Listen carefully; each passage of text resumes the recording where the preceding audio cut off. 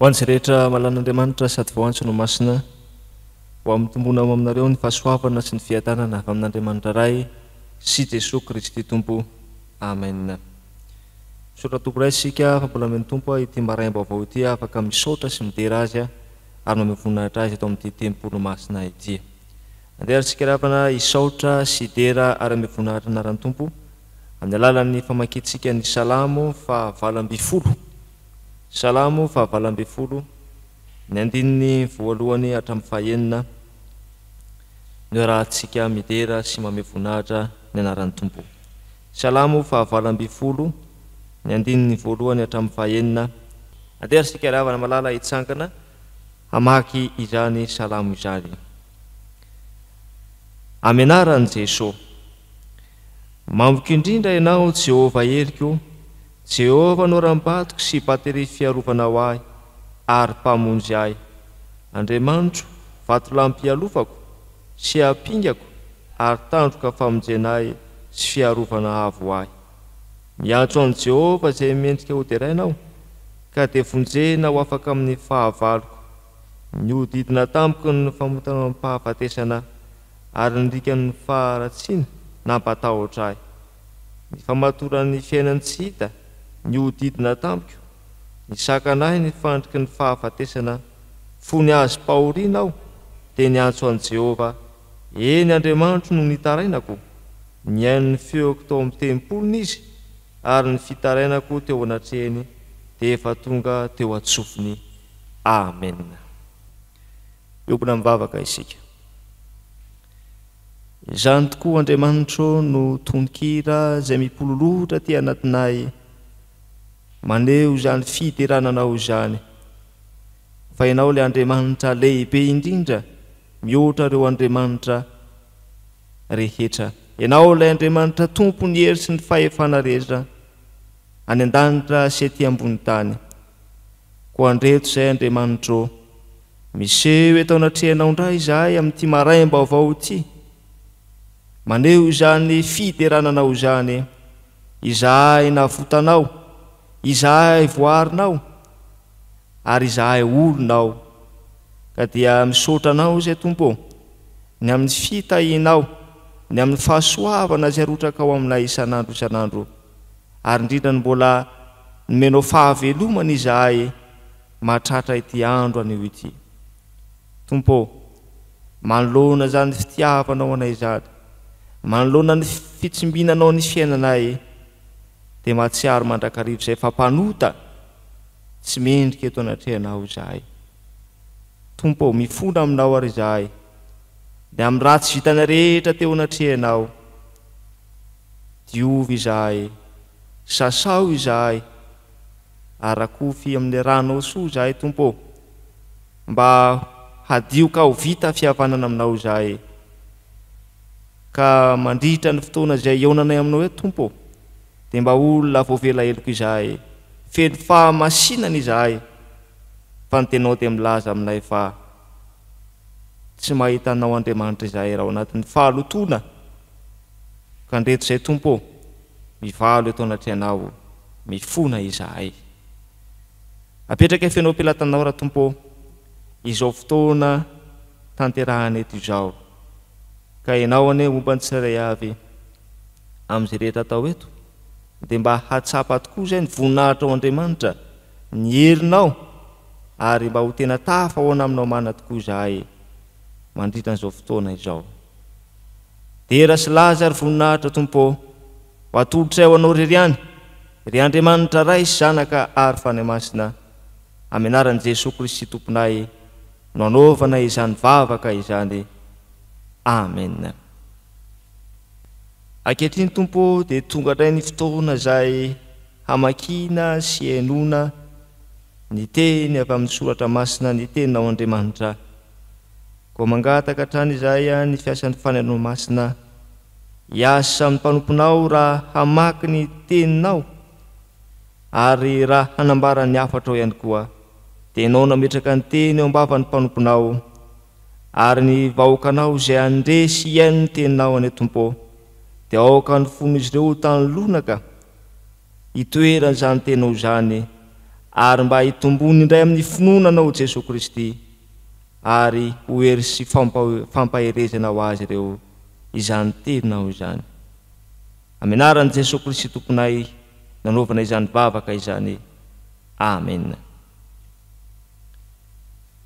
Samuela faharoa toko faharoa amby roapolo ny andininy fahafito amby efapolo hatramin'ny faharaiky amby dimapolo no zara-mofinaina ho antsika amin'ity anio ity. Samuela faharoa toko faharoa amby roapolo ny andininy fahafito amby efapolo hatramin'ny faharaiky amby dimapolo. Vaky toy izao amenaran'i Jesosy. Velona Jehova, isaorina ane ny vatolampiko, asandratra ane Andriamanitra ny vatolampy famonjenay. Dia Andriamanitra izay manao famalina ho ahy ka mampanaiky ny firenenay, dia alay mitondray ho afaka amin'ny fahavaloko, eny manandratra ahy ho ambon'izay mitsangana hanohatra ahy ianao, ary mamonjy ahy amin'ny olon-doza be. Koa izany no iterako anao eny amin'ny firenena samihafa Jehova o, sy ankalazako ny anaranao. Manao famonjen-dehibe ho an'ny mpanjaka voatendrina izy, ary mamindra fo amin'ny voaosiny, dia amin'ny Davida sy ny taranany mandrakizay. Amen. Ray masino manamasinany amin'ny fahamarinana, ny teninao ny fahamarinana. Amen. Ho aminareo hatrany ny fahasoavana ho ampiadana avy amin'Andriamanitra ray sy Jesosy Kristy tompontsika. Amen. Ny bokin'ny Samuela faharoa toko faharoa amby roapolo ny andininy fahafito amby efapolo hatramin'ny faharaiky amby dimapolo no zara-mofinaina izay voalahatra ho antsika rehefa nivakiana tamintsika teo izany. Raha miteny ity Samuela faharoa toko faharoa amby roapolo ity isika dia maneho indrindra ilay hira fisaorana nataony Davida mpanjaka no nandrenesany no nandreseny ireo fahavalo izay manindindona an'ity firenena ity. Hitantsika eo amin'ny andininy faharoa amby roapolo amin'ny soramandry hoe hira fisaorana nataony Davida no nandreseny ny fahavalony rehetra. Ka eto Davida zany dia tsy miderateny izy, na hoe izy ny tena mafy be manoloana an'ireo fahavalo, na hoe manana paikady mihitsy handreseny ireo karazam-pahavalo rehetra izay manantanina ity firenena ihadidiny ity. Fa eto nefa dia ambarany tsara fa niaraka tamin'ny mandrakariva ilay Andriamanitra izay miazona azy, manohana azy, mitantsorika azy manoloana ireo zavatsarotra izay hatrehany ireo. Ny zavatra misy eo amin'ny tantaran'Israely dia avana malala dia zao hoe ilay firenena Israely izay firenena kely indrindra mihoatra ireo firenena rehetra. Izany hoe ny firenena Israely dia voadidina firenena samihafa, ka ireo firenena samihafa ireo dia mikendry fahavalo an'ity fanjakan'Israely ity izay misy an'i Davida eto. Fa manoloana an'izany hoe Andriamanitra mitantsorika ny Davida izany dia ny fahatsapan'ny Davida izany eto no miantony hanaovan'izao hika-pisaorana an'Andriamanitra izao. Ary eo amin'ny andininy fahafito amby efapolo izy dia mazava tsara ilay hika-pisaorana ataony Davida eto hoe velona Jehova, isaorina ane ny vatolampiko, le velona Jehova. Eo amin'ny andininy fahafito amby efapolo izany. Arak'izany eto zany dia zao hoe Andriamanitra dia tsy namela ireny an'i Davida izy, na dia eo azy ireo ady mafy hatrehany manoloana ireo fahavalo, na fahavalo eo amin'n'ivon'ny firenena izany, na fahavalo izay mifofony ainy manentsika azy. Hitantsika tsara eto fa i Saoly eto dia anisan'ny tena mpanentsika an'i Davida ihany koa, ary tena nifofony an'i Davida mihitsy ity Saoly ity. Tsy fiteny hoe Saoly ihany fa misy ihany koa ireo firenena hafa izay mikendry hamotika tanteraka mihitsy ireo fanjakana izay entin'i Davida ao anatin'izany rehetra izany. Nefa dia zao hoe tsy mandeha rery Davida eto, tsy mitondra ny adiny rery eto Davida, fa Andriamanitra miaraka aminy, Andriamanitra mitantsorika aminy. Ary zany dia maneho mihitsy fa ilay Andriamanitra izay iarahan'i Davida eto dia Andriamanitra velona izy ka tsy mambela ny mpanompony ho laviny fahavalo. Inona zany no ifandraisan'izany soratra masina izany amin'ny fiainantsika ankehitriny, ry havana malala? isika ihany koa dia tahaka ny Davida, miatrika ady isika, ary isika rehetra ao dia samy manana ny mety ho endriky ny aditsika. Raha tamin'izany fotoan'izany Saoly nanendrika ny Davida, ireo firenena samihafa mety manendrika ny Davida, fa amin'izao ankehitriny izao ihany koa dia samy manana ny adiny isika kristianina ankehitriny. Ao ny ady saina, ao ny ady panahy izay mety manahirana sainantsika. Fa izao no tsarovy, ninonina mety ady hatrehanao dia aoka ho tsarovanao mandrakariva, fa eo Andriamanitra, eo hatrany Andriamanitra miaraka aminao amin'ny ady hatrehanao. Andriamanitra manatrika anao, Andriamanitra eo aminao, ary Andriamanitra mandray an-tanana ny adinao. Izany dia havana malala eto no anisan'ny tena fampahirezana indrindra amin'izao afatra izao. Tsy mamelatsika rery Andriamanitra manoloana ny ady hatrehanao. Tonga eto tsika havana malala dia samy manana ny ady hatrehantsika. Tonga eto tsika samy manana ny olantsika isika, samy manana izay mety manahirana atsika isika, samy manana izay mety manavezatra ny fotsika isika sy ny saitsika. Fa izao Andriamanitra mahita ny adinao io, Andriamanitra ny mitondra ny adinao io, ary mitondra anao ho amin'ny fandresen'Andriamanitra.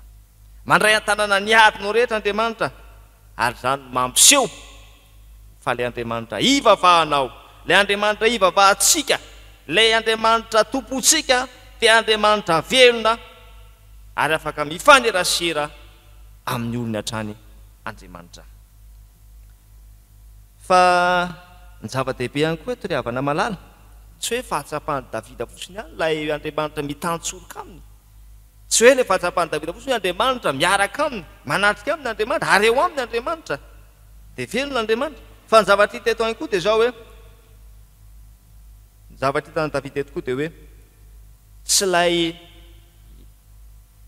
Andriamanitra mitantsorika aminy fotsiny eto, fa tsapany Davida mihitsy koa hoe ao ilay herin'Andriamanitra. Izany hoe lay tsanganan'ny Davida manoloana an'ireo fahavalony dia tsapan'ireo fahavalo, fa ao anatin'ny Davida ilay herin'Andriamanitra.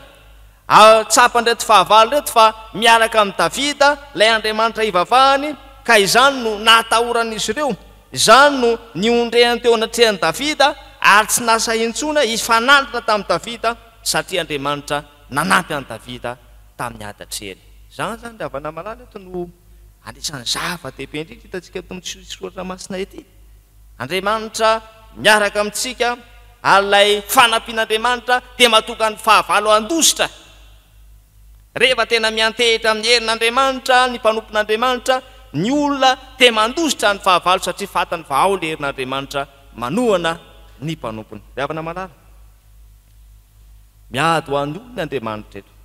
Andriamanitra mihitsy no mandray an-tanana ny adiny mpanompony, ary tsy mamela an'ireo mpanompony Andriamanitra ho lavo ny fahavalo manoloana ny sarotra, manoloana ny fahavalo mandripaka azy. Amin'izao vanim-potoanantsika izao ry havana malala dia maro ny zavatra manahirany saina, maro ny olana reny rehetra reny dia endriky ny ady eo amin'ny fiainanao reny. Tsotra ihany ny afatra amin'ity an'ity dia hoe na dia eo azy zany rehetra izany dia tsaro fa Andriamanitra no mandray an-tanana ny ady ho anao, Andriamanitra miady ho an'ny mpanompony. Ary zany hoe sy fampahirezana ho antsika ry havana malala, tsy mandao antsika Andriamanitra, fa izao atolory an'Andriamanitra ny adinao rehetra. Renge isika ry havana malala to tsy samy manantona ny Kristy manoloana ny aditsika. Ary ny soratra masina dia milaza antsika fa ianareo izay miasa fatratra sy mahazo fesatretana mankanesa diamiko, fa izao nanome anareo fitsarana. Izany ilay ady entinao amin'ny Kristy, ao amin'ny Kristy no ananantsika ny fitsarana amin'ny ady. Koa matoka ry havana malala, azo antoka eo amin'ny Kristy, azo antoka aminao amin'Andriamanitra, azo iantehena tanteraka izy manoloana ny ady hatrehantsika eto anivin'izao tontolo izao. Koa aza misalasala tsony ianao, manana finoana ianao fa Andriamanitra miaraka aminao, ny herin'Andriamanitra ao anatinao, ary mampiororo ny fahavalo manodidina antsika. Ny fahavalontsika moa dia tsy hita fa ilay devoly eny amin'ny rivotra izany. Rehefa ao anatsika ny herin'Andriamanitra dia miororo Satana ka tsy hakasika eo amin'ny fiainantsika izy, fa inona kosa ny takina amintsika dia ny fankatoavana an'Andriamanitra, ny finoanan'Andriamanitra. Izany no takiana amintsika kristianina. Aleo lava nano teny izay fampandiniany tena ho antsika ho fampahiresina antsika tamin'ity tia hoe Andriamanitra dia mandray an-tanana ny ady ny mpanompony izy, tsy ambelany olony iady rery Andriamanitra, mandray an-tanana izy miantsoloka ny fiainanao Andriamanitra, ary ilay herin'Andriamanitra ao anatinao dia mampiororo ny fahavalo rehetra, mahatonga ny fahavalo tsy hifanandrina aminao tsoa satria tsapany fa Andriamanitra mihitsy miaraka aminao manoloana ny adinao rehetra. Ko azakivy ianao mahereza, aoka ianao hatoky tanteraka an'Andriamanitra, aoka ianao tena hiantehitra tanteraka amin'Andriamanitra, ho aza misalasala manana finoana. Ho an'Andriamanitra irery any voninahitra, ho amintsika kosa izany tenin'Andriamanitra izany. Amen. Mbola hivavaka isika. Ankasitrana ianao Andriamanitra ny amin'ny teninao izay mampaherana indray amin'ity anio ity, fa Andriamanitra velona ianao, Andriamanitra tsy maty ianao fa Andriamanitra miaino anay ianao, Andriamanitra miaraka aminay mandrakariva ianao, Andriamanitra mitantsoka aminay ianao, manoloanareo ady atrehanay. Tompo, mbola ety amin'izao tontolo izao tokoa izay Tompo ka maro ny ady atrehanay, ao ny karazan'ady izay atrehanay Tompo eo amin'ny fiainanay manontolo, na ny ady ara-tsaina izany, ny ady-tsaina izany, ny ady-panahy izany, ny olana eo anivon'ny fianakaviana sy ny ankohonana izany. Tompo, ny teninao anay Tompo dia mampaheranay fa Andriamanitra velona ianao, ianao mihitsy no miaraka aminay, Andriamanitra miady ho an'ny fahavalo ianao. Tsapanay koa Tompo tamin'ity anio ity, fa rehefa tena matoky anao zahay, rehefa tena mametraka ny fiainanay sy ny adiny eo anatrehanao zahay, dia tsapan'ilay fahavalo ny herinao Andriamanitra ka mampiororo azy. Tompo, reto ary zahay, malemy any zahay, manoloana ny ady atrehanay, natray zao to kivy any Tompo amaha-olombelona anay, kanefa Tompo mahery zahay manoloana izany teninao izany ray, fa Andriamanitra miaraka aminay ianao, Andriamanitra mamehery anay ianao.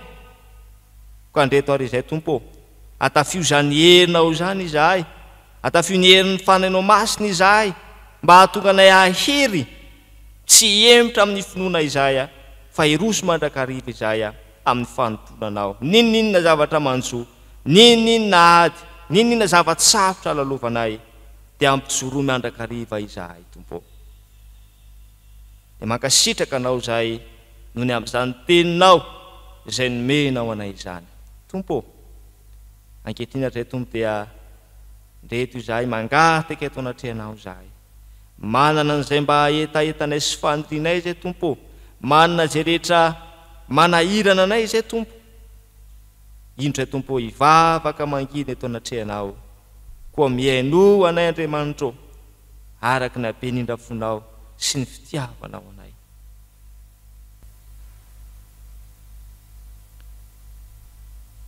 Petraka fiainao ampelantananao Tompo ny fiainan'ny fiangonanao, ny fiainan'ny fiangonan'i Jesosy Kristy eto Madagasikara, ny firenenay Tompo, akina sy apetraka fiainao ampelantananao, ka aoka ny sitraponao reriany ane no anjaka sy ho tanteraka eto amin'izao firenena misy anay izao.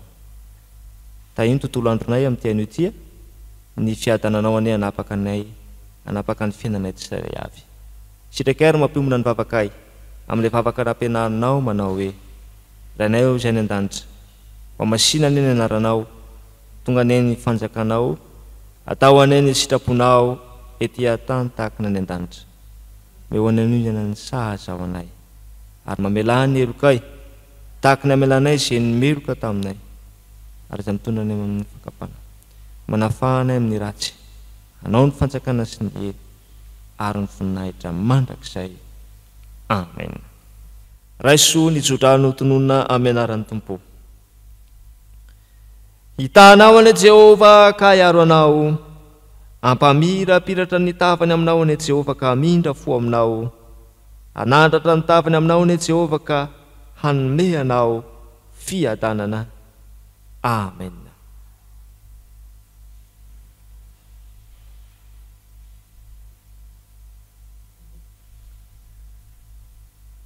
Ho an'Andriamanitra iretrana ny voninahitra amin'ny anaran'ny Ray sy ny Zanaka ary ny fanahy masina.